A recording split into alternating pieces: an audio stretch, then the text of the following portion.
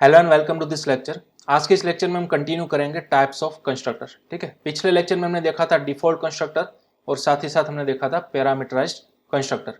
दोनों के बीच में डिफरेंस क्या था, किस तरह से अगर आप दोनों को एक साथ बनाओगे तो आपको कौन कौन सी चीज़ ध्यान में रखनी थी, वो भी हमने देखा था। ठीक है, चलिए आज हम बात करेंगे हमारे थर्ड टाइप की, जिसका नाम है कॉपी कंस्ट्रक्टर। ठीक है, तो चलिए इसको रिप्रेजेंट करने के लिए सबसे पहले मैं एक क्लास बनाऊंगा। For example points. अब सपोज मेरे पास यहाँ पर पब्लिक सेक्शन के अंदर दो पॉइंट्स अवेलेबल है, एक है P1 और दूसरा है P2। ठीक है, अब इन दोनों को सेट करने के लिए मेरे पास एक सेटर भी अवेलेबल है। For example void set। अब इस दोनों को हम सेट करेंगे। ठीक है, सपोज नीचे से आप कोई वैल्यू भेज रहे हो तो आपको यहाँ पर कैच करनी होगी। फॉर एग्जाम्पल हमने कैच की N1 और N2 के अंदर। ठीक है, तो फिर हम सभी को मालूम है P1 और P2 के अंदर वो चीज़ हम किस तरह से इंसर्ट कराएंगे, this of P1 is equal to N1, right, and उसी तरह से this of P2 is equal to N2।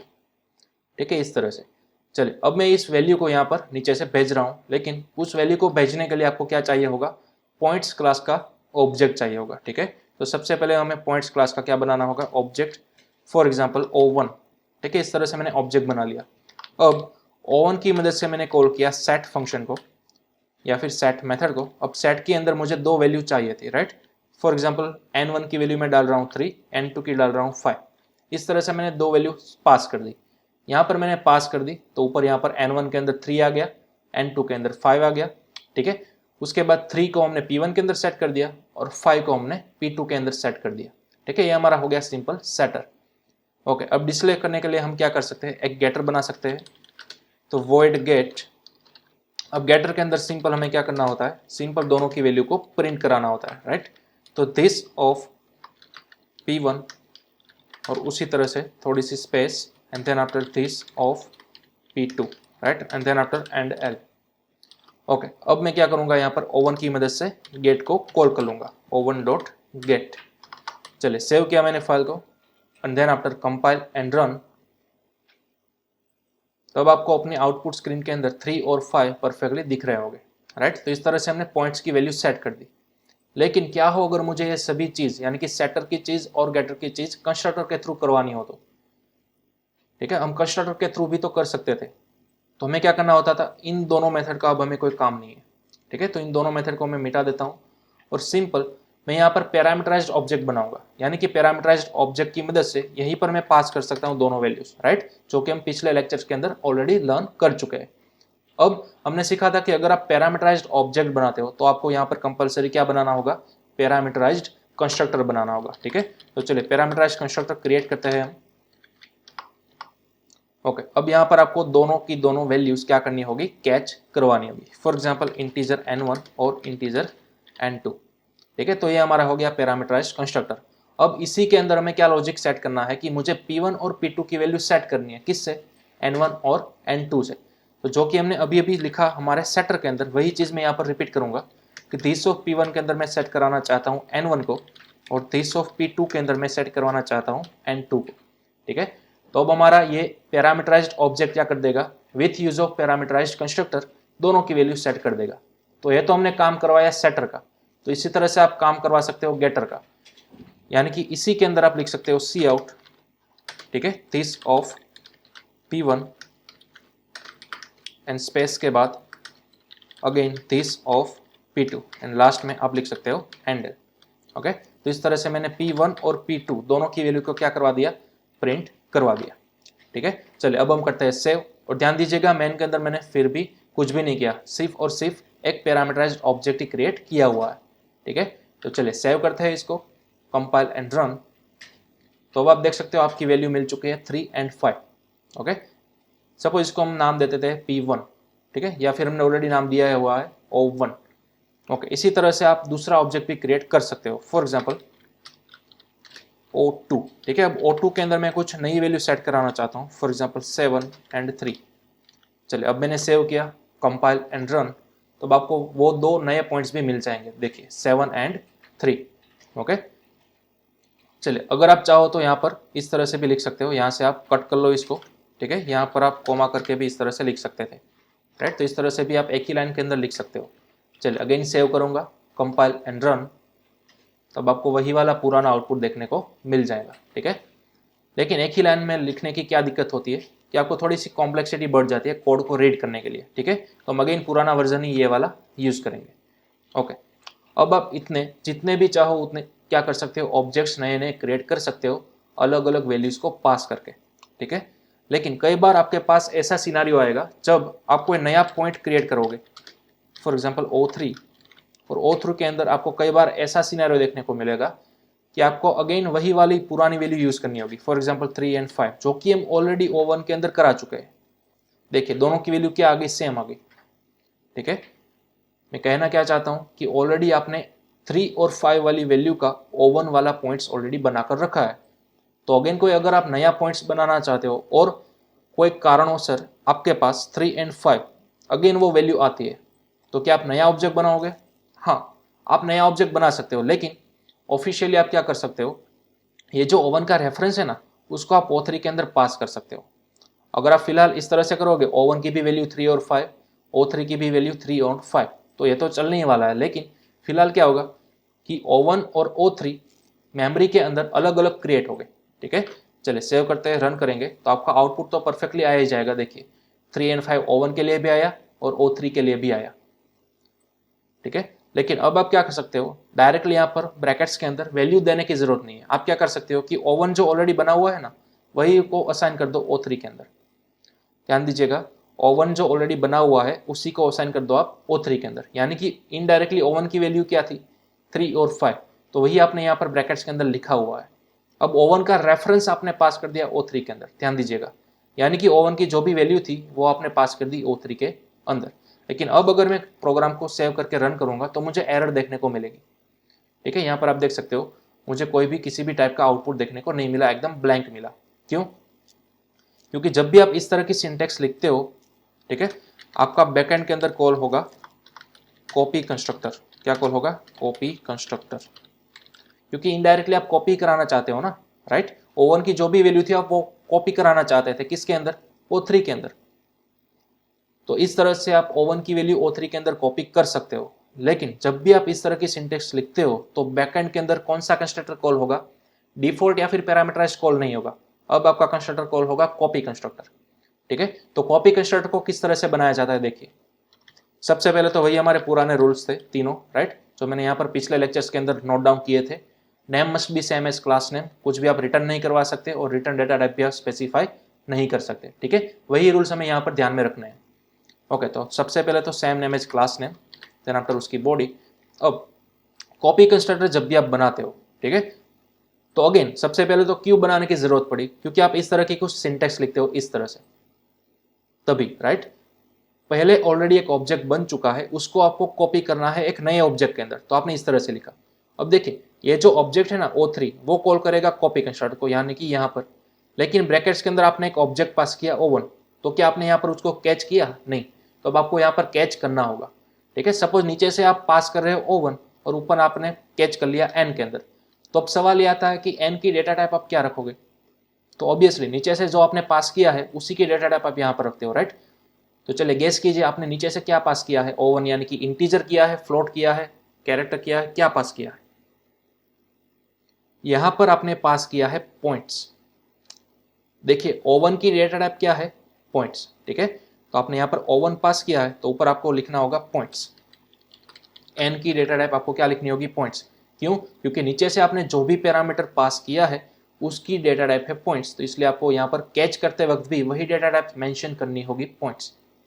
Okay, यानी कि अब O1 की जो वैल्यू थी ना 3 और 5, वो इनडायरेक्टली आपने कैच करवा दी किसके अंदर? N के अंदर। यानी कि आप N की मदद से क्या कॉल करवा सकते हो? P1 कॉल करवा सकते हो। ठीक है, और उसी तरह से N की मदद से P2 भी कॉल करवा सकते हो। ठीक है, N का P1 और N का P2, यानी कि किसका? O1 का। ठीक है, O1 का क्या था? वैल्यूज 3 और 5, तो ये 3 और 5 कहां पर जा चुके हैं? N के अंदर, रिस्पेक्टिवली P1 के अंदर 3 एंड P2 के अंदर 5। ठीक है, लेकिन हमें N1 का P1 था वो किसके अंदर सेट करना था? O3 के अंदर, राइट। तो हमने यहाँ पर क्या लिख दिया? दिस ऑफ P1, उसके अंदर हमने सेट कर दिया N.P1। ठीक है, उसी तरह से दिस ऑफ P2, उसके अंदर हमने सेट कर दिया N.P2। अगेन हमें O3 का P1 और P2 सेट करना था, यानी कि ये वाला, ठीक है, क्लास लेवल का। किसके थ्रू सेट करना था? O1 के 3 और 5 के थ्रू। तो हमने डायरेक्टली O1 पास कर दिया। अब O1 है वो यहाँ पर हमने कैच कर लिया, यानी कि O1 का रीनेम हमने कर दिया क्या? N, ठीक है। तो O1 का P1 और O1 का P2 वो हमने सेट कर दिया P1 और P2 के अंदर, ठीक है। चलिए अब मैं यहाँ पर वही पुरानी हमारी सी आउट वाली लाइन लिखूंगा, ठीक है, प्रिंट कराने के लिए इस तरह से। चलिए अब मैंने सेव किया, again compile and run. Okay, तो अब आप यहाँ पर देख सकते हो आपको थोड़ी सी एरर देखने को मिली। क्यों एरर देखने को मिली? क्योंकि देखिए, आप जब भी यहाँ पर नीचे से कोई भी ऑब्जेक्ट पास करते हो ना, तो ऑब्जेक्ट का रेफरेंस पास हो रहा होता है, राइट। तो ऊपर आपको ऑब्जेक्ट का रेफरेंस यहाँ पर कैच करना होगा। तो ऑब्जेक्ट का रेफरेंस कैच करने के लिए हम ऑलरेडी रेफरेंस वेरिएबल पढ़ चुके हैं, राइट। तो आपको यहाँ पर रेफरेंस वेरिएबल क्रिएट करना होगा विथ यूजिंग एम्परसेंड सिंबल। यानी कि अब बैकएंड के अंदर क्या हो रहा है कि एड्रेस ऑफ n के अंदर आप क्या पास कर रहे हो? नीचे से O1, ठीक है। तो आप यहाँ पर कुछ इस तरह से लिख रहे हो O1, और इसका डेटा टाइप क्या था हमारे पास? पॉइंट्स, ठीक है। तो इस तरह से आपने क्या कर लिया? O1 का एक रेफरेंस वेरिएबल बना लिया, बस, और कुछ भी नहीं हो रहा है, ठीक है। ये चीज़ आपकी बैकएंड के अंदर हो रही है। ओके, तो अब आप या फिर O1 से कॉल कर सकते हो या फिर n से कॉल कर सकते हो, यहाँ पर P1 और P2 को, डजेंट मैटर, दोनों सेम टू सेम ही है। ओके, चलिए सेव कर लिया फाइल को, अगेन कंपाइल एंड रन। तो अब आप देख सकते हो हमारा ऑब्जेक्ट की वैल्यू कंप्लीटली कॉपी हो चुकी है। ये जो O1 की वैल्यू थी वो कंप्लीटली कॉपी होकर कहाँ आ गई? O3 के अंदर आ गई, ठीक है। तो इस तरह से आप कॉपी कंस्ट्रक्टर का यूज कर सकते हो। ये जो हमारी सिंटेक्स बनी ना, इसी को बोलता है कॉपी कंस्ट्रक्टर, ठीक है। यहाँ पर मैं कमेंट के अंदर लिख देता हूँ कॉपी कंस्ट्रक्टर, ठीक है, कुछ इस तरह से। चलिए, तो आप इसको नोट डाउन कर लो। कॉपी कंस्ट्रक्टर कब कॉल होगा? तो ओनली एंड ओनली तभी कॉल होगा जब आप ऑलरेडी एग्जिस्ट करते हुए ऑब्जेक्ट को किसी नए ऑब्जेक्ट के अंदर इस तरह से पास कराते हो तभी। अदरवाइज कभी भी आपका कॉपी कंस्ट्रक्टर कॉल नहीं हो सकता। ओके, कॉपी कंस्ट्रक्टर बनाने का रूल्स क्या था? जो कि पुराने हमारे जो 3 रूल्स है वही रूल है, लेकिन अब ब्रैकेट्स के अंदर आपको नीचे से एक ऑब्जेक्ट कैच करना होगा with use of reference variable, ठीक है, इस तरह से। कंप्लीट। ओके, चलिए अब हमारे पास एक और सिंटेक्स अवेलेबल है कॉपी कंस्ट्रक्टर को कॉल करने के लिए। सपोज मैं एक नया ऑब्जेक्ट बनाता हूं O4, ठीक है। तो O4 के अंदर मैंने क्या पास कर दिया? O1। तो अगेन ये कॉपी कंस्ट्रक्टर को ही कॉल करेगा, राइट। लेकिन अगर आप इस तरह से ब्रैकेट्स के अंदर नहीं लिखना चाहते, ठीक है, तो आप यहाँ पर इक्वल टू भी यूज कर सकते हो, इस तरह से असाइनमेंट ऑपरेटर। तो ये जो 49 नंबर की लाइन है और ये 50 नंबर की लाइन है, दोनों की दोनों एग्जैक्ट आइडेंटिकल है, दोनों की दोनों एग्जैक्ट सेम टू सेम है, ठीक है। आप चाहो तो यहाँ पर पैरेंथेसिस का यूज करवा सकते हो या फिर सिंपल इक्वल टू का यूज करवा सकते हो। यहाँ पर आपको क्लियरली देखने को मिलेगा कि अब आप O1 की वैल्यू किसके अंदर असाइन कर रहे हो? O4 के अंदर, ठीक है। तो दोनों का मीनिंग एक ही है। चलिए अब मैंने अगेन सेव किया, कंपाइल एंड रन। तो अब आप देख सकते हो नीचे जो हमारी चौथी वैल्यू थी, ठीक है, O4 की, वो भी क्या आ चुकी है? O1 के बराबर, यानी कि 3 और 5 आ चुकी है, ठीक है। तो आपके पास 2 सिंटेक्स अवेलेबल है कॉपी कंस्ट्रक्टर को कॉल करने के लिए, या तो ये पैरेंथेसिस वाली सिंटेक्स या फिर ये आपकी असाइनमेंट ऑपरेटर वाली सिंटेक्स। ओके, दोनों कॉल करेंगे आपके कॉपी कंस्ट्रक्टर को। ओके, चलिए अब इसका भी आप स्क्रीनशॉट ले सकते हो, नोट डाउन कर सकते हो, ठीक है। तो ये था हमारा यूसेज ऑफ कॉपी कंस्ट्रक्टर। इस तरह से आपको कॉपी कंस्ट्रक्टर को यूज करना होगा। अब रियल लाइफ के अंदर किस तरह से आप कॉपी कंस्ट्रक्टर को यूज करोगे? फॉर एग्जाम्पल यहाँ पर तो मैंने डेमो पर्पज के लिए क्या बताया आपको? पॉइंट्स का क्लास बताया, बराबर, सिंपल। लेकिन रियल लाइफ के अंदर आपको यहाँ पर स्टूडेंट्स नाम का क्लास मिलेगा या फिर एम्प्लॉय नाम का क्लास बनाओगे, ठीक है। वहां पर आपके पास सिर्फ 2 डिटेल नहीं होगी, आपके पास कई सारे डिटेल्स होगी।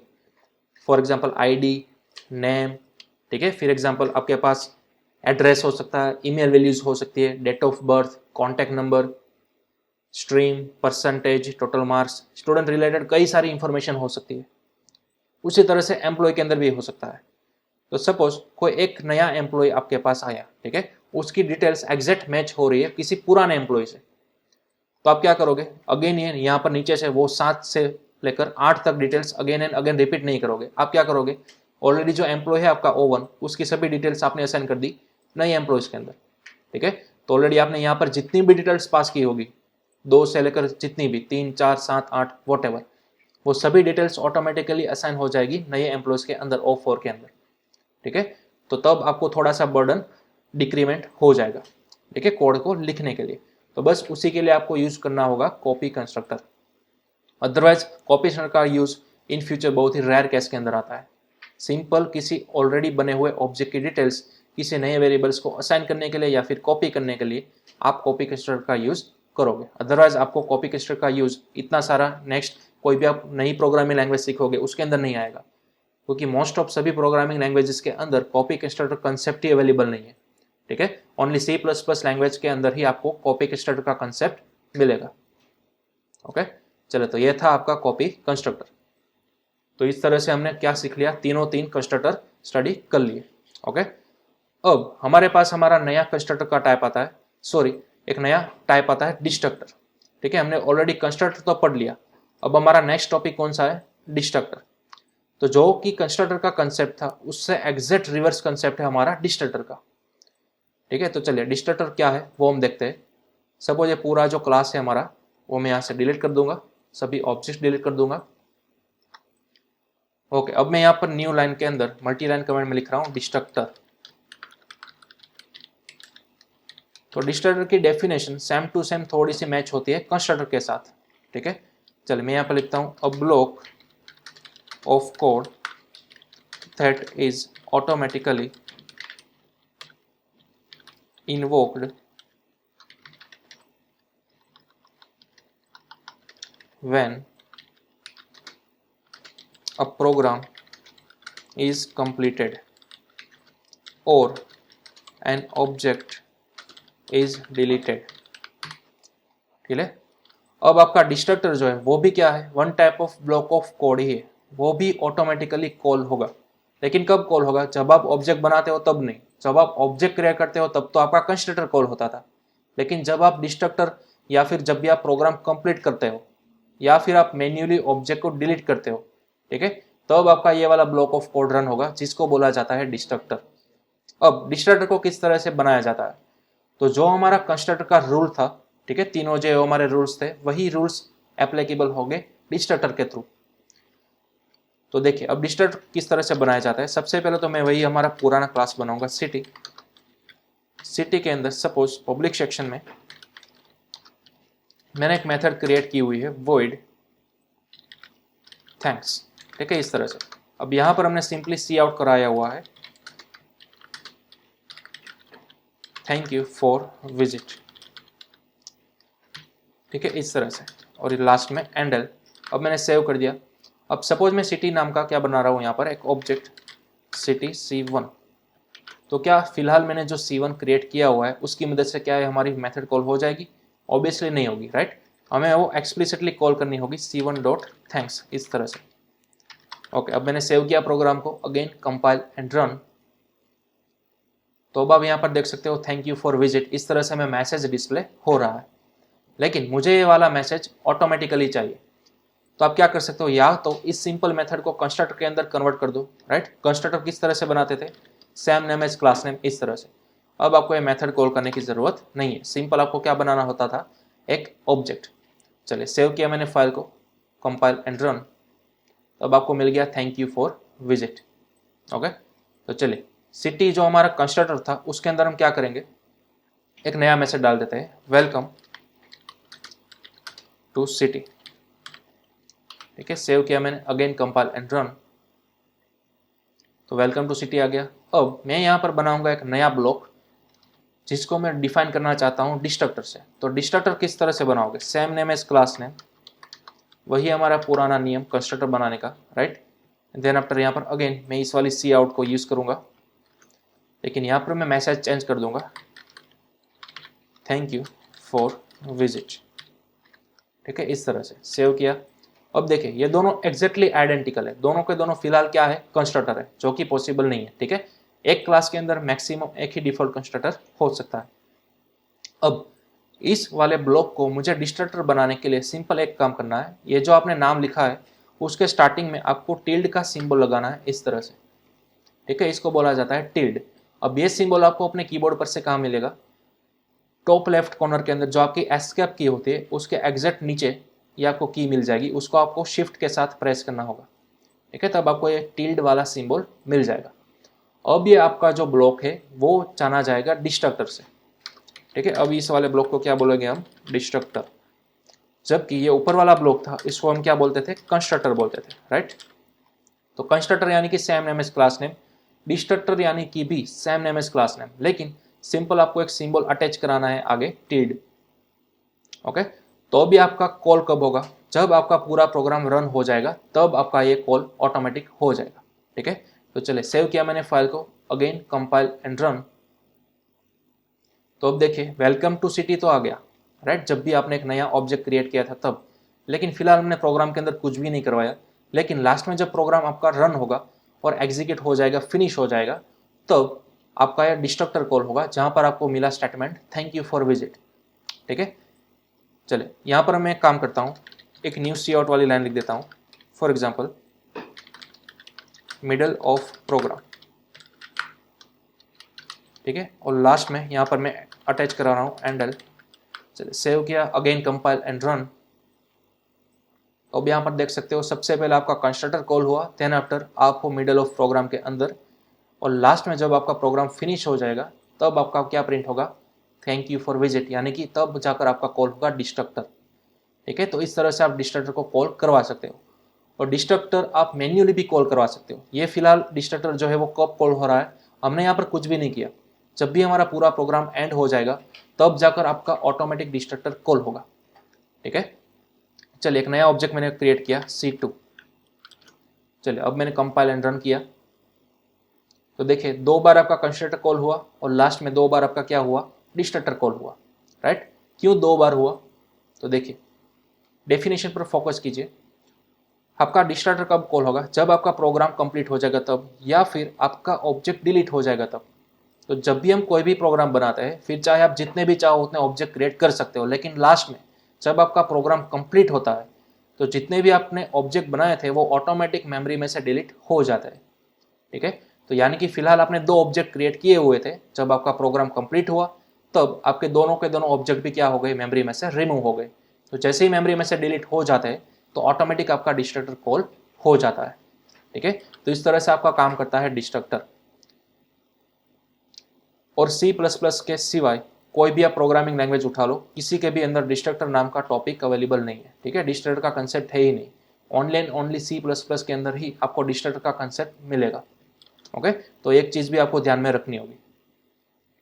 चलिए, इसको भी आप नोट डाउन कर सकते हो, सिंपल कंस्ट्रक्टर जैसे आप बनाते थे उसी तरह बना सकते हो, लेकिन यहाँ पर आपको आगे एक प्रीफिक्स लगाना होगा, टिल्ड सिंबल, ओके। अब मे भी आपके अंदर क्वेश्चन हो रहा होगा कि सर क्या हम डिस्ट्रक्टर के भी टाइप बना सकते हैं, जिस तरह से हमने कंस्ट्रक्टर के टाइप बनाए थे, right, default, parameterized and copy constructor. तो क्या हम डिस्ट्रक्टर के भी टाइप बना सकते हैं, नहीं, डिस्ट्रक्टर का कोई भी टाइप नहीं है, ये जो आपने डिफॉल्ट कंस्ट्रक्टर यहाँ पर बनाया हुआ है सिर्फ वही टाइप है, ठीक है। ध्यान दीजिएगा, डिस्ट्रक्टर के कोई डिफॉल्ट, पैरामीटराइज्ड या फिर कॉपी डिस्ट्रक्टर नहीं है, डिस्ट्रक्टर का ओनली एंड ओनली सिर्फ यही वाला टाइप्स अवेलेबल है, ओके। चलिए, तो ये था हमारा टॉपिक कंस्ट्रक्टर एंड डिस्ट्रक्टर, ठीक है। तो इसी तरह से हमने हमारे इस चैप्टर के अंदर कंस्ट्रक्टर और डिस्ट्रक्टर क्या है वो चीज़ हमने देखी, ओके। चलिए, तो अब ये हमारा चैप्टर नंबर 6 यहाँ पर ओवर होता है। अब आपको क्या करना है, जितने भी मैंने प्रीवियसली आपको एग्जाम्पल दिए थे, स्टूडेंट वाले या फिर एम्प्लॉय वाले, ठीक है, वो सब डिटेल आपके पास थी, उन सभी को आप कंस्ट्रक्टर के थ्रू बनाने की ट्राई करो, ठीक है। मैंने जो कि प्रीवियस सेशन के अंदर आपको बताई था कंस्ट्रक्टर के थ्रू करने का, अब आप ट्राई करो तीनों कंस्ट्रक्टर को एक ही प्रोग्राम के अंदर इंप्लीमेंट करने की। एक ही क्लास बनाओ, उसी के अंदर डिफॉल्ट, पैरामीटराइज्ड और कॉपी कंस्ट्रक्टर का यूज करके एक एम्प्लॉय वाला या फिर स्टूडेंट वाला प्रोग्राम आप क्रिएट करो, ठीक है। डिस्ट्रक्टर का फिलहाल आपको कोई यूज करने की जरूरत नहीं है, ओके। तो चलिए, अब हम मिलते हैं अपने नेक्स्ट सेशन के अंदर नए चैप्टर के साथ।